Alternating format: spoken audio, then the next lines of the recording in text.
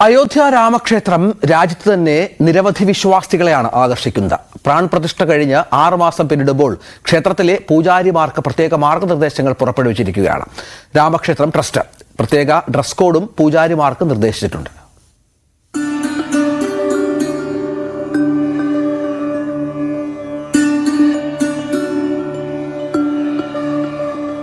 അയോധ്യയിലെ രാമക്ഷേത്രത്തിലെ പൂജാരിമാർ പാലിക്കേണ്ട പുതിയ നടപടിക്രമങ്ങൾ പുറത്തിറക്കിയ അധികൃതർ. മഞ്ഞ നിറത്തിലുള്ള പുതിയ വസ്ത്രത്തിലായിരിക്കും ഇനി പൂജാരിമാർ എത്തുക. ക്ഷേത്രത്തിന്റെ നടത്തിപ്പിന്റെ ചുമതല വഹിക്കുന്ന ശ്രീരാം ജന്മഭൂമി തീർത്ഥക്ഷേത്രയാണ് പുതിയ നടപടിക്രമങ്ങൾ പ്രഖ്യാപിച്ചത്. പരമ്പരാഗത കാവി വസ്ത്രത്തിന് പകരം കടും മഞ്ഞ നിറത്തിലുള്ള ശിരോവസ്ത്രവും ധോത്തിയും കുർത്തയുമാണ് പൂജാരിമാർ ധരിക്കേണ്ടത്. പൂജകൾ നടക്കുന്ന ശ്രീകോവിലടക്കമുള്ള പവിത്രമായ ഇടങ്ങളിൽ ഇനി സ്മാർട്ട് ഫോൺ അനുവദിക്കില്ല. നിരവധി പുതിയ പരിഷ്കാരങ്ങളാണ് നടപ്പിലാക്കുന്നത്.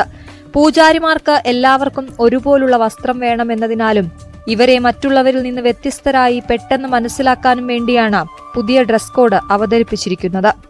രാമക്ഷേത്രത്തിലെ പൂജാരിമാർക്ക് പുതിയ ഡ്രസ് കോഡ് നിശ്ചയിച്ചിരിക്കുകയാണ്. മുഖ്യ പൂജാരി, 4 മുഖ്യ സഹപൂജാരിമാർ, 20 സഹപൂജാരിമാർ എന്നിവർ മഞ്ഞ നിറത്തിലുള്ള ശിരോവസ്ത്രവും ഫുൾ സ്ലീവ് കുർത്തയും ധോത്തിയുമാണ് ധരിക്കേണ്ടത്. രാമക്ഷേത്രത്തിലെ മുഖ്യ സഹപൂജാരിമാരിലൊരാളായ സന്തോഷ് കുമാർ തിവാരി പറഞ്ഞു. നേരത്തെ ക്ഷേത്രത്തിലുണ്ടായിരുന്ന ഭൂരിപക്ഷം പൂജാരിമാരും കാവി നിറത്തിലുള്ള വസ്ത്രമാണ് ധരിച്ചിരുന്നത്. ചില പൂജാരിമാർ മഞ്ഞ വസ്ത്രവും ധരിച്ചെത്തിയിരുന്നു. എന്നാൽ ആ സമയത്ത് ഡ്രസ് കോഡ് നിർബന്ധമാക്കിയിരുന്നില്ല എന്നും തിവാരി കൂട്ടിച്ചേർത്തു. സനാതന ധർമ്മം പറയുന്നത് പൂജാരിമാർ തലയും കൈകളും മറയ്ക്കുന്ന വസ്ത്രം ധരിക്കണമെന്നാണ്. പുതിയ ഡ്രസ് കോഡ് നിശ്ചയിച്ചിരിക്കുന്നത് ഇത് പ്രകാരമാണെന്നും അദ്ദേഹം വ്യക്തമാക്കി. ക്ഷേത്രത്തിലെ ഗർഭഗൃഹ പരിസരത്ത് സ്മാർട്ട് ഫോൺ കൊണ്ടുവരുന്നതിനും ട്രസ്റ്റ് നിരോധനം ഏർപ്പെടുത്തിയിട്ടുണ്ട്. സുരക്ഷാ കാരണങ്ങളാലാണ് സ്മാർട്ട് ഫോൺ നിരോധിച്ചതെന്നാണ് വിശദീകരണം. എന്നാൽ ക്ഷേത്രങ്ങളിലെ വെള്ളം ചോരുന്നതുമായി ബന്ധപ്പെട്ടാണ് ഫോൺ നിരോധിച്ചതെന്നും റിപ്പോർട്ടുണ്ട്. ഇത്തവണത്തെ മൺസൂണിലെ കനത്ത മഴയ്ക്ക് ശേഷം രാമക്ഷേത്രത്തിലെ ഗർഭഗൃഹത്തിൽ വെള്ളം ചോർന്നിരുന്നതായി ക്ഷേത്രത്തിലെ പ്രധാന പൂജാരി ആചാര്യ സത്യേന്ദ്രദാസ് അറിയിച്ചിരുന്നു. ആദ്യത്തെ മഴയിൽ തന്നെ ക്ഷേത്രത്തിൽ ചോർച്ച ആരംഭിച്ചിരുന്നു. രാംലല്ല വിഗ്രഹം വച്ചയിടത്തും അതിന്റെ പരിസരത്തുമാണ് ചോർച്ചയുണ്ടായത്. ക്ഷേത്രത്തിനകത്ത് പാത്രത്തിൽ വെള്ളം പിടിച്ചു വെക്കേണ്ട അവസ്ഥയും വന്നിരുന്നു.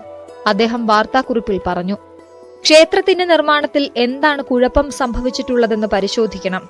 എന്താണ് വെള്ളം ചോരുന്നതിന് കാരണമെന്ന് കണ്ടെത്തണം, അദ്ദേഹം ആവശ്യപ്പെട്ടു. രാമക്ഷേത്രത്തിലെ ചോർച്ച വ്യക്തമാക്കുന്ന തരത്തിലുള്ള ചില ചിത്രങ്ങൾ പുറത്തുവരികയും ചെയ്തിരുന്നു. രാമക്ഷേത്രത്തിന്റെ മാനേജ്മെന്റ് ട്രസ്റ്റ് ചെയർപേഴ്സൺ നൃപേന്ദ്രദാസ് ഉടൻ തന്നെ ചോർച്ചയുടെ കാര്യത്തിൽ പരിശോധന നടത്തിയിരുന്നു. ക്ഷേത്രത്തിൽ ചോർച്ചയൊന്നും ഉണ്ടായിട്ടില്ലെന്നും ഇലക്ട്രിക് വയറുകൾക്ക് വേണ്ടി തയ്യാറാക്കി വെച്ചിരുന്ന പൈപ്പിലൂടെ അല്പം മഴവെള്ളം വന്നുവെന്ന് മാത്രമേ ഉള്ളൂ എന്നുമാണ് അദ്ദേഹം പറഞ്ഞത്. രാംലല്ല വിഗ്രഹം പ്രതിഷ്ഠിച്ചിട്ടുള്ള ശ്രീകോവിലിൽ ഒരു തുള്ളി വെള്ളം പോലും വീണിട്ടില്ലെന്നും അദ്ദേഹം പറഞ്ഞു.